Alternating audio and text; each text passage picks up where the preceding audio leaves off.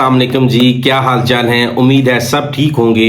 आज की वीडियो जो हम आपके लिए लेके आए हैं वो बहुत ज़्यादा इंपॉर्टेंट होने वाली है, ना कि सिर्फ उन लोगों के लिए जो रोमेनिया आने का प्लान कर रहे हैं, ये उन लोगों के लिए भी बहुत ज़्यादा इंपॉर्टेंट है जो ऑलरेडी रोमेनिया में हैं। तो लिहाजा इस वीडियो में हम ये डिस्कस करेंगे कि वो कौन सी वजूहात हैं जिनकी वजह से आपका टीआरसी कार्ड या पीआर कार्ड रिजेक्ट हो सकता है। इस वीडियो को हम दो हिस्सों में डिवाइड करते हैं। पहले हिस्से में हम ये डिस्कस करेंगे कि आप टीआरसी कार्ड जो रोमेनिया में आते हैं तो सबसे पहले आप आके टीआरसी कार्ड हासिल करते हैं। हम ये बताएंगे कि आप टीआरसी कार्ड किन वजूहात की वजह से अपना कैंसिल करवा सकते हैं या आप इमिग्रेशन जो है रोमेनिया की वो कैंसिल कर सकती है। और दूसरे हिस्से में हम आपको बताएंगे कि वो कौन सी वजूहात हैं जिनकी वजह से आपका परमानेंट रेजिडेंस कार्ड भी रिजेक्ट हो सकता है। पहले हिस्से में हम बात करते हैं टीआरसी कार्ड के बारे में। टीआरसी कार्ड जब आप रोमेनिया में आते हैं, किसी भी वीज़ा पर आते हैं, यानी आप स्टडी वीज़ा पर आते हैं, वर्क वीज़ा पर आते हैं, फैमिली यूनिफिकेशन वीज़ा पर आते हैं या आप स्पाउस वीज़ा पर आते हैं कि आपकी रोमेनियन लड़की के साथ या लड़के के साथ शादी हुई है और उस वीज़ा पर आप रोमेनिया में आते हैं। सबसे जो इंपॉर्टेंट चीज़ है, आप अपनी कंट्री से रोमेनिया का वीज़ा 90 डेज का लेकर आते हैं। आप डजंट मैटर आप विजिट वीज़ा पर आ रहे हैं, आप वर्क वीज़ा पर आ रहे हैं, आप स्टडी वीज़ा पर आ रहे हैं, आप फैमिली यूनिफिकेशन पर आ रहे हैं या आप स्पाउस वीज़ा पर आ रहे हैं, आपको अपनी कंट्री से 90 डेज का वीज़ा मिलता है। उस वीज़ा पर आप ट्रैवल करके रोमेनिया में आ जाते हैं। जब आप रोमेनिया में आ जाते हैं तो आप अपना पहला टीआरसी कार्ड अप्लाई करते हैं। वो आप डजंट मैटर वो किस बेसिस पर अप्लाई हो रहा है, आप पहला टीआरसी कार्ड जो आपको रोमेनिया 1 साल का बनाकर देता है, कुछ केसेस में 2 साल का होता है, कुछ केसेस में 5 साल का भी बना के देते हैं। लेकिन आपको इनिशियली जो टीआरसी कार्ड मिलता है वो उन बेसिस पर मिलता है कि जिन बेसिस पर आप रोमेनिया में आते हैं। सबसे जो इंपॉर्टेंट चीज़ है, अगर आपकी बेसिस स्टडी वीज़ा है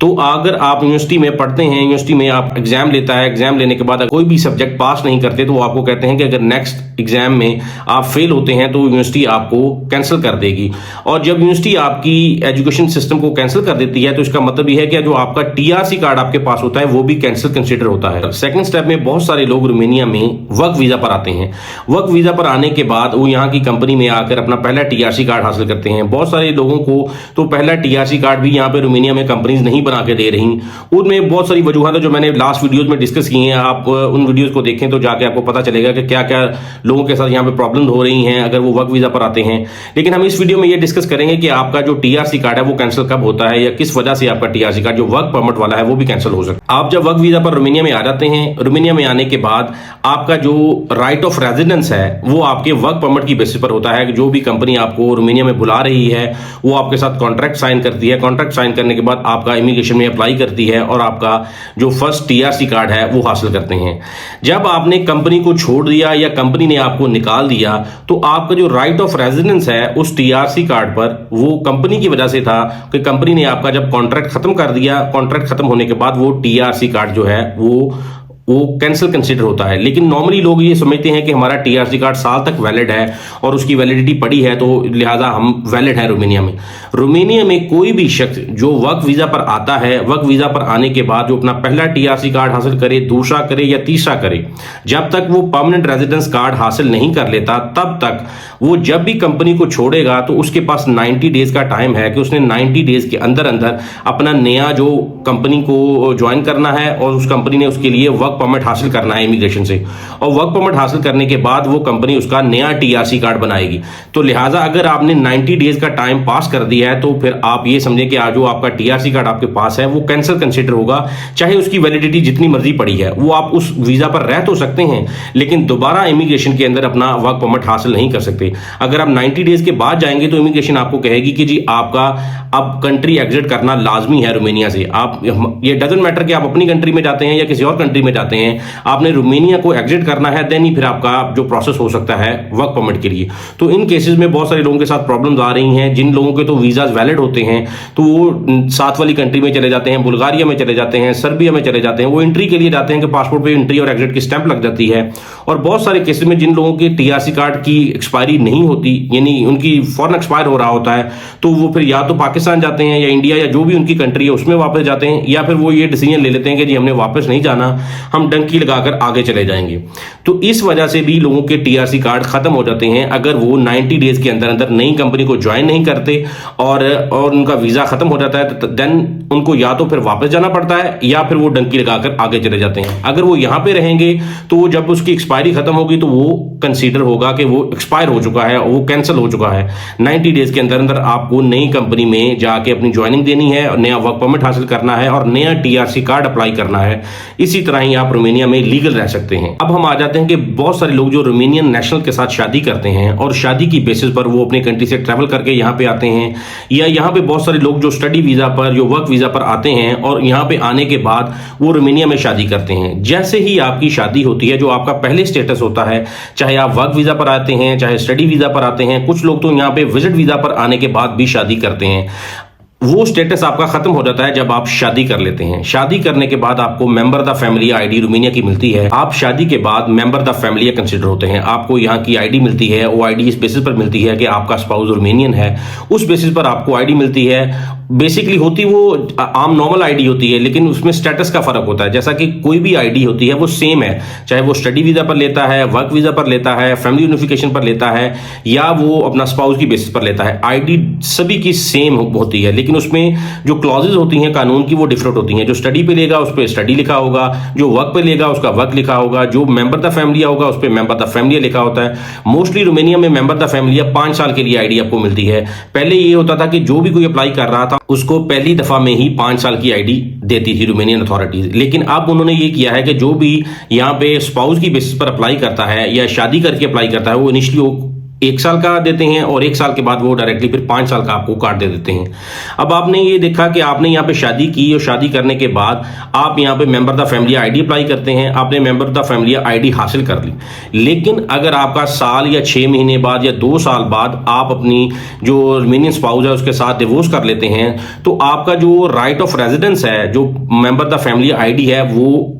कैंसिल कंसीडर होगी। क्योंकि रोमानियन अथॉरिटीज का कानून ये है कि अगर आप रोमानियन नेशनल के साथ शादी करते हैं तो आपको मिनिमम डॉक्यूमेंट्स के अंदर या उसके साथ जो भी आपकी लाइफ है मिनिमम 3 इयर्स तक होनी चाहिए। यानी अगर आप 3 इयर्स तक इकट्ठे रहे हैं, देन अगर आप उसको डिवोर्स करते हैं तो फिर आपके डॉक्यूमेंट्स पर इफेक्ट नहीं पड़ता। और अगर आप 5 साल तक इकट्ठे रहे हैं और 5 साल के बाद तो आप पासपोर्ट के लिए एलिजिबल हो जाते हैं, रोमानियन पासपोर्ट के लिए। लेकिन अगर आप 3 इयर्स से पहले उसको डिवोर्स करेंगे और डिवोर्स करने के बाद आपको जो राइट ऑफ रेजिडेंस है, जो मेंबर द फैमिली की बेसिस पर मिलेगा, वो भी कैंसिल हो जाएगा। आपको रोमानिया में रहने के लिए आपको वर्क परमिट लेना पड़ेगा या स्टडी वीजा लेना पड़ेगा, कोई भी ऐसा राइट ऑफ रेजिडेंस लेना पड़ेगा जिसकी बेसिस पर आप रोमानिया में लीगल रह सकते हैं। तो इस वजह से बहुत सारे लोगों के साथ ऐसा इश्यूज बने हैं। तो फिर उन्होंने डिवोर्स करने के बाद उनको यहाँ पे वर्क परमिट लेना पड़ा। कंपनी में जाके उन्होंने जाके नया वर्क परमिट अप्लाई किया, कंपनी ने वर्क परमिट हासिल किया, फिर उन्होंने उसकी बेसिस पर अपना टीआरसी कार्ड बनाया। तो लिहाजा आपने ये देखा कि जो लोग शादी करते हैं अगर वो 3 ईयर्स से पहले डिवोर्स कर लेंगे तो तब उनका भी जो टीआरसी कार्ड है वो कंसीडर ऐसे ही होता है कि वो कैंसिल हो गया है। इसके बाद मैं आपको एक बहुत ज्यादा इंपॉर्टेंट चीज बताता हूं कि आपने जब यहाँ पे रेजिडेंस कार्ड हासिल कर लिया, चाहे वो आपने स्टडी का हासिल किया, वर्क का हासिल किया, मेंबर द फैमिली का हासिल किया, डजंट मैटर किस बेसिस पर आपने हासिल किया, अगर आप 1 साल में 6 मंथ से ज्यादा कंट्री से आउट रहेंगे तब भी आपकी जो आईडी होगी वो कंसीडर ऐसे ही होगी कि वो कैंसिल हो गई है। यानी कि 6 महीने से ज्यादा आपने साल में बाहर नहीं रहना,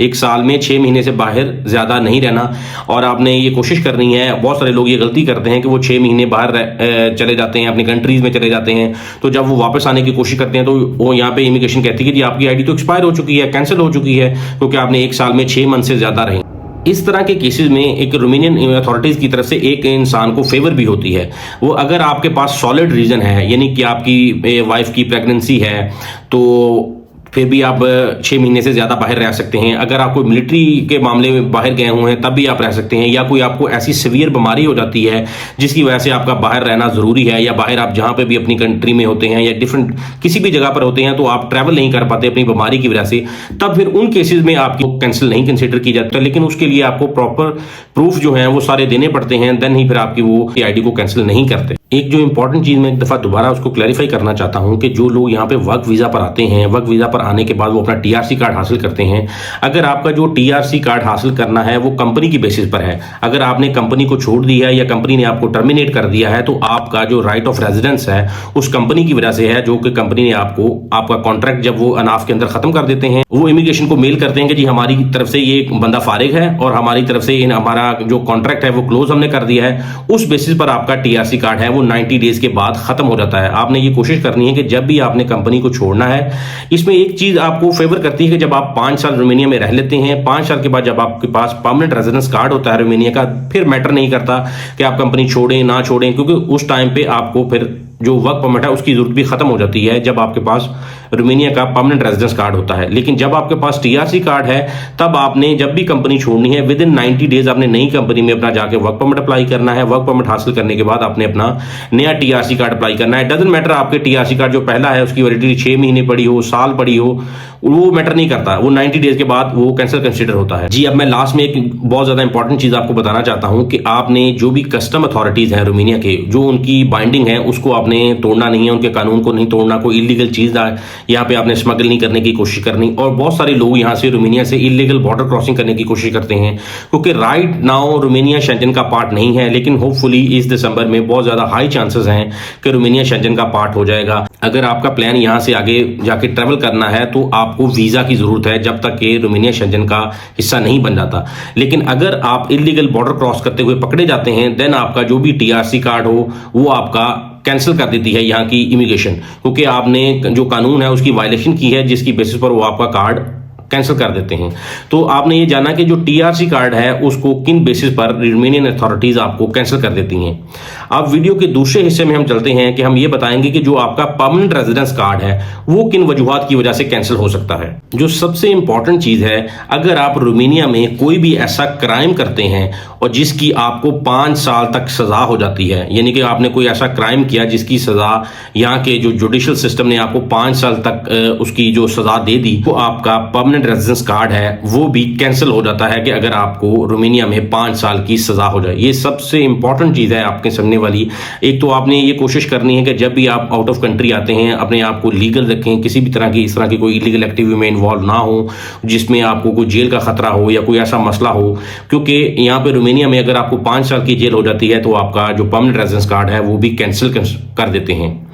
और सेकंड में जो सबसे बड़ी चीज़ है कि यहाँ के अगर कोई भी आप पब्लिक सिक्योरिटी है, यानी कोई हॉस्पिटल है, स्कूल है या कोई भी ऐसा जो कानून रोमानियन अथॉरिटीज़ ने बनाया उसकी आप वायलेशन करते हुए पकड़े जाते हैं, जो कि सीरियस वायलेशन होती है, तो उस बेसिस पर भी वो आपका परमानेंट रेजिडेंस कार्ड जो आपको रोमानिया का जारी किया होता है वो आपका कैंसिल कर देते हैं। जी अब ये जो सबसे इंपॉर्टेंट समझने वाली चीज़ है कि अगर आपके पास रोमानिया का परमानेंट रेजिडेंस कार्ड है, अगर आप रोमानिया से स्ट्रेट कंटिन्यूस 12 महीने तक बाहर रहते हैं रोमानिया से, तब भी आपका जो परमानेंट रेजिडेंस कार्ड है वो कंसीडर होता है कैंसिल। जैसा कि मैंने आपको टीआरसी कार्ड के बारे में बताया कि अगर टीआरसी कार्ड में भी साल में 6 महीने से ज्यादा आप बाहर रहते हैं तब आपका टीआरसी कार्ड भी कैंसिल कंसीडर होता है। इसी तरह अगर आप रोमानिया में परमानेंट रेजिडेंस कार्ड होल्डर हैं और आप स्टेट 12 महीने तक कंट्री से बाहर रहते हैं, तब आपका परमानेंट रेजिडेंस कार्ड खत्म कर दिया जाता है। इसके साथ अब एक सेकंड ऑप्शन आपके लिए है, अगर आप रोमानिया के परमानेंट रेजिडेंस कार्ड होल्डर हैं और आप रोमानिया में नहीं रह रहे लेकिन यूरोपीय यूनियन के अंदर हैं, किसी और यूरोपियन कंट्री के अंदर हैं, जितने भी यूरोपियन यूनियन के कंट्रीज हैं उनमें किसी भी कंट्री में भी आप हैं, तब आपका जो है रेजिडेंस कार्ड है वो कैंसिल नहीं किया जाता। अगर आप 12 महीने 13 महीने से या 1 साल 1.5 साल से आप रोमानिया में नहीं भी हैं लेकिन यूरोपीय यूनियन के अंदर हैं, यूरोपीय यूनियन से बाहर नहीं गए हैं, तब वो आपका जो परमानेंट रेजिडेंस कार्ड है वो कैंसिल नहीं किया जाता। लेकिन अब उसमें भी एक शर्त रखी है इन्होंने कि अगर आप 6 साल तक रोमानिया में वापस नहीं आते, यानी कि कंटिन्यूसली 6 साल तक, चाहे आप यूरोपीय यूनियन के किसी भी कंट्री में रह रहे हैं लेकिन 6 साल के अंदर अंदर आप अगर रोमानिया में वापस नहीं आते, तब फिर आपका जो परमानेंट रेजिडेंस कार्ड है वो रोमानियन अथॉरिटीज कैंसिल कर देती हैं। जी अब आपने ये जाना कि आपका टीआरसी कार्ड किन वजूहात की वजह से कैंसिल हो सकता है और आपका परमानेंट रेजिडेंस कार्ड किन वजूहात से कैंसिल हो सकता है। अब एक थर्ड आपको मैं ये बताता हूं कि डजंट मैटर आपके पास टीआरसी कार्ड है या पीआर कार्ड है, वो कौन सी वजूहात है जिनकी वजह से दोनों कार्ड आपके कैंसिल हो सकते हैं। अगर आप रोमानिया में फेक डॉक्यूमेंट्स पर आए हैं, यानी आपने किसी भी तरह का वीजा हासिल करने के लिए फेक डॉक्यूमेंट्स लगाए हैं और यहाँ की अथॉरिटीज आपके फेक डॉक्यूमेंट्स को पकड़ लेती हैं, देन आप चाहे आपके पास टीआरसी कार्ड हो, चाहे आपका पास पीआर कार्ड हो, चाहे आपके पास पासपोर्ट क्यों ना हो, वो आपके सारे डॉक्यूमेंट्स को कैंसिल कर देते हैं। अब आ जाएं जो सबसे इंपॉर्टेंट चीज है जो समझने वाली है कि किन वजह से आपके हर चीज कैंसिल हो सकती है, वो है शेम मैरिज। शेम मैरिज आप अगर रोमानिया में करते हैं देन आपके जो भी आपके पास डॉक्यूमेंट्स हो वो कैंसिल कंसीडर होते हैं। शेम मैरिज क्या होती है, जिसको हम आम जुबान में कहते हैं कॉन्ट्रैक्ट मैरिज, यानी कि लोग किसी लड़की को पैसे देते हैं, उसके साथ शादी करते हैं, रियलिटी में उसके साथ नहीं रह रहे होते, रियलिटी में उसके साथ कोई रिलेशन नहीं होता, रियलिटी में वो हस्बैंड वाइफ नहीं होते, वो जस्ट ऑफ डॉक्यूमेंट्स के लिए उन्होंने शादी की होती है। तो अगर उस तरह के भी कोई केसेस में अगर आप इन्वॉल्व होते हैं देन आप ये कंसीडर समझें कि आपके पास डजंट मैटर, आपके पास टीआरसी कार्ड है, पासपोर्ट है, परमानेंट रेजिडेंस कार्ड है, आपका सब कुछ वो कैंसिल कर देंगे अगर अथॉरिटीज को ये पता चल जाता है कि आपकी शेम मैरिज है। जी, अब लास्ट में जो सबसे इंपॉर्टेंट चीज है वो ये है कि बहुत सारे लोग यहाँ पे रोमानिया में बैन हो जाते हैं। वो डजंट मैटर कि वो अगर स्टडी वीजा पर आया है और स्टडी वीजा पर आके उसने ओवरस्टे कर लिया है और यहाँ से बैन होकर वो अपनी कंट्री में चला गया है। अगर वो वर्क वीजा पर आया है, वर्क वीजा पर आने के बाद उसने कंपनी चेंज करनी थी लेकिन उसने 90 डेज के अंदर कंपनी चेंज नहीं की, उसका नया परमिट नहीं निकल पाया, वो यहाँ पे ओवरस्टे हो गया, तो उसको भी बैन कर देते हैं। जब आपको वो पकड़ लेते हैं तो आपको बैन करके कंट्री से वापस आपकी कंट्री में भेजते हैं। वो 2 साल के लिए भी कर सकते हैं, 6 महीने के लिए भी कर सकते हैं, 5 साल के लिए भी आपको मैक्सिमम बैन कर सकते हैं कि आप 5 साल तक दोबारा रोमानिया में नहीं आ सकते। इस तरह बहुत सारे लोग जो शादी करते हैं, शादी करने के बाद उनकी शेम मैरिजेस होती हैं या डिफरेंट कोई भी ऐसी रीजन हो जिसकी वजह से आपको रोमानिया अथॉरिटी ने बैन किया हो, कोई भी आप क्रिमिनल एक्टिविटी में इन्वॉल्व होते हैं तो वो तब भी आपको बैन कर सकते हैं। और अगर आप अपनी कंट्री में वापस जाकर फेक डॉक्यूमेंट्स लेकर दोबारा आप ट्रैवल करके रोमानिया में आ जाते हैं, अगर यहाँ की रोमानियन अथॉरिटीज को किसी भी तरह से वो पता चल जाता है कि ये बंदा बैन था और ये फेक डॉक्यूमेंट्स पे दोबारा रोमानिया में ट्रैवल करके आ गया है, तब उसके भी जो भी उसके पास डॉक्यूमेंट्स होंगे वो भी कैंसिल कंसीडर होंगे। तो लिहाजा इस वीडियो में आपने ये जाना कि आप किन वजूहात की वजह से आपका टीआरसी कार्ड रिजेक्ट हो सकता है, पीआर रिजेक्ट हो सकता है, और कौन सी ऐसी वजूहात हैं जिनकी वजह से कोई मैटर नहीं करता, आपके पास टीआरसी कार्ड है या पीआर कार्ड है वो आपका रिजेक्ट कर देते हैं। ये वीडियो थोड़ी सी लंबी हो गई है लेकिन अब मैंने कोशिश की है कि आपको डिटेल से सारी चीजें बता सकूं कि किन किन वजूहात की वजह से वो आपका टीआरसी कार्ड या पीआर कार्ड रिजेक्ट कर सकते हैं। तो इस तरह की इंफॉर्मेटिव सीरीज देखने के लिए हमारे चैनल को लाइक करें, सब्सक्राइब करें और बेल आइकन को प्रेस करें कि जो भी हम कोई वीडियो आपके लिए लेके आते हैं उसका नोटिफिकेशन आपको मिल सके और बर वक्त आप वो इन्फॉर्मेशन हासिल कर सकें। तो बने रहें हमारे साथ, मिलते हैं किसी नेक्स्ट नई सीरीज में नए टॉपिक के साथ। तब तक अल्लाह हाफिज।